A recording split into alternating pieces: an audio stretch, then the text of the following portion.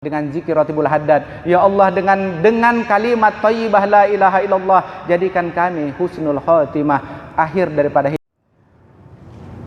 Alhamdulillah ala kulli hal, kita memuji kepada Allah dalam semua keadaan. Beginilah keadaan kita, Bapak, Ibu, Sayyidi Wassadati, ikhwani, saudara-saudaraku yang dirahmati oleh Allah Subhanahu wa taala.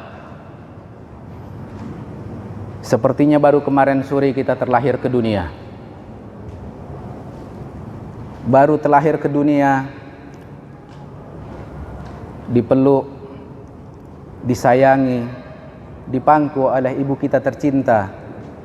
Dengan kasih sayang ibu dan ayah kita, beranjak kita menjadi anak-anak yang manis, yang tidak akan pernah dianggap salah. Belum begitu lama, ya Allah, waktu begitu singkat kita sudah menjadi remaja.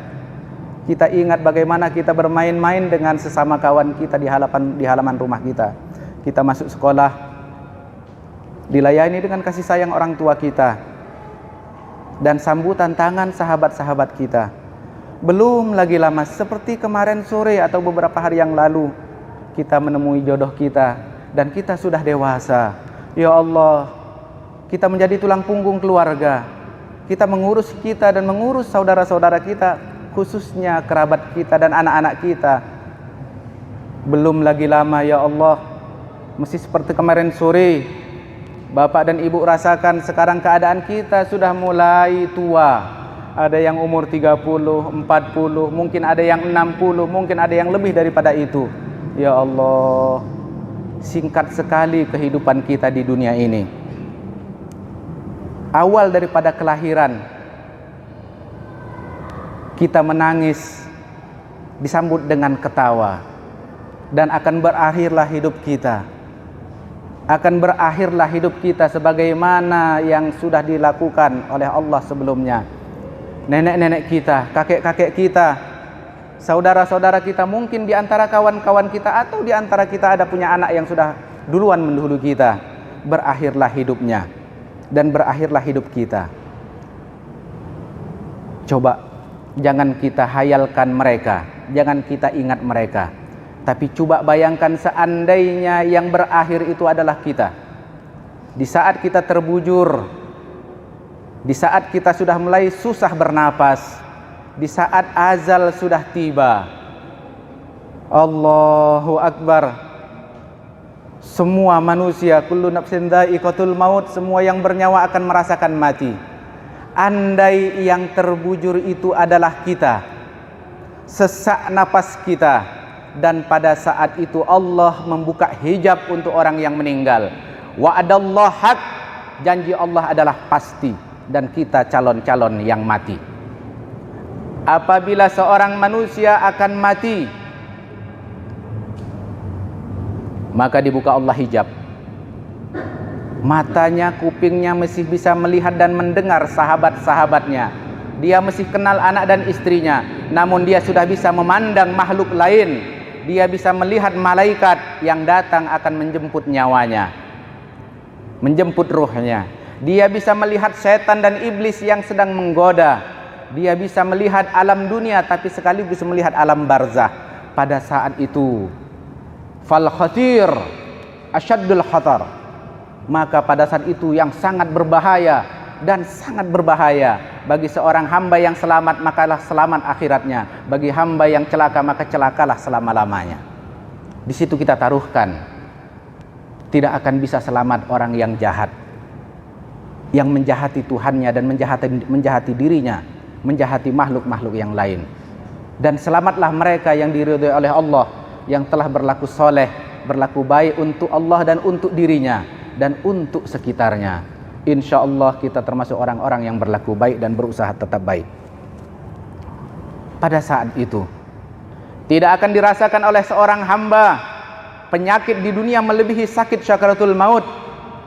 Namun pada saat itu, ya Allah, jikalaulah anak kita ada di sekitar kita mentalkinkan la ilaha illallah, itulah yang perlu kita harapkan, itulah yang perlu kita inginkan. anak kita membisikkan kalimat la ilaha illallah di kuping kita, supaya kita bisa mengakhiri hidup ini dengan kalimat la ilaha illallah, sebagaimana sabda Nabi Muhammad, man akhir kalamihi, barang siapa akhir dari pembicaraan yang keluar dari mulutnya kalimat la ilaha illallah, dakhalal jannah, niscaya dia masuk surga. Mudah-mudahan kita termasuk orang yang mengucapkan kalimat la ilaha illallah Muhammadur Rasulullah. Bapak Ibu yang saya cintai, sakit yang begitu parah lewat begitu saja. Syukur kalau ada anak yang mendoakan kita, membacakan Al-Quran, mengirimkan Fatihah, membacakan Yasin, hingga ringan kepergian kita. Tak lama dibukalah pakaian. Allahu Akbar. Bayangkan kalau itu adalah kita, dibukalah pakaian kita. Syukur kalau yang membuka pakaian kita adalah istri-istri kita atau suami kita. Syukur kalau yang bukakan itu adalah anak-anak kita yang pernah kita buka sendiri baju mereka di saat kecil. Na'udzubillah, kalau seandainya orang yang membukakan baju kita, bagaimana perihnya perasaan kita. Anak-anak kita menjauh dari kita. Tak lama kemudian kita dibawa ke pemandian, disiramkan air ke badan kita. Syukur kalau anak kita yang memandikan. Syukur kalau pasangan kita yang memandikan kita. Takut orang yang benci kepada kita memandikan kita, yang mereka terkadang tidak cocok dengan kita, justru mereka yang memandikan kita. Ya Allah, di mana harga diri kita pada saat itu? Menangis jiwa kita, Pak. Maka bentuklah anak-anak kita supaya dia bisa memandikan dan mendoakan kita. Di saat kita sudah diletakkan di atas kain kafan, disumpal hidung kita, mulut kita, dibalut kita dengan kain putih. Ya Allah, pada saat itu kita pun mesti merasakan, jikalaulah yang membalut kita ini adalah orang-orang yang mencintai kita, tidak apalah merasakan sakit, namun mereka mesti berbakti untuk kita. Tapi kalau seandainya orang yang tidak kenal yang membalut kita, ya Allah, kemana mereka semua? Kemana mereka semua? Dan bukan salah mereka, ternyata salah kita yang menciptakan mereka tidak bisa membuat itu. Tak lama kemudian berdirilah mereka, terlentanglah kita di hadapannya. Lalu salah seorang mengucapkan takbir Allahu Akbar. Mereka pun berdoa, membacakan ayat Al-Quran, Allahumma ighfir lahu, Allahumma ighfir laha, dan seterusnya. Ya Allah, alangkah indahnya kalau seandainya yang menjadi imam anak laki-laki kita, istri kita, anak perempuan kita ada di belakang juga ikut takbir dan mendoakan kita.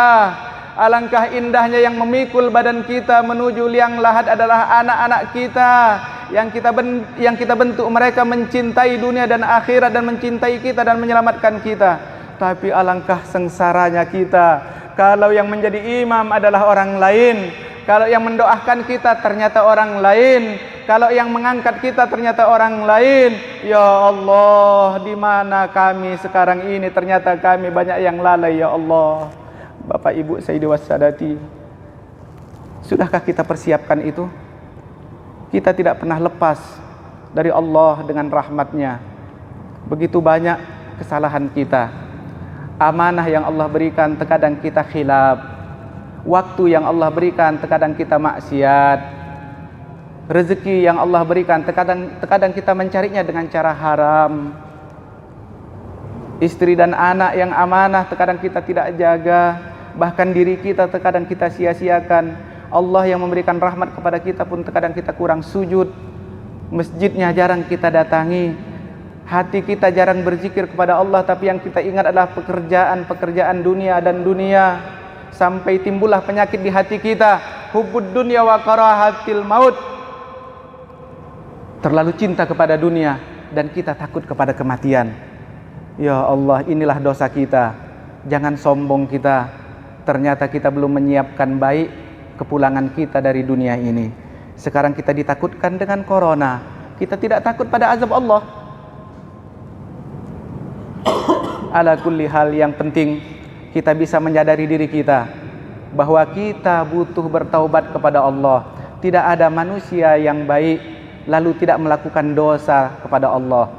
Orang yang baik, manusia yang baik, apabila dia melakukan dosa, dia bertaubat kepada Allah.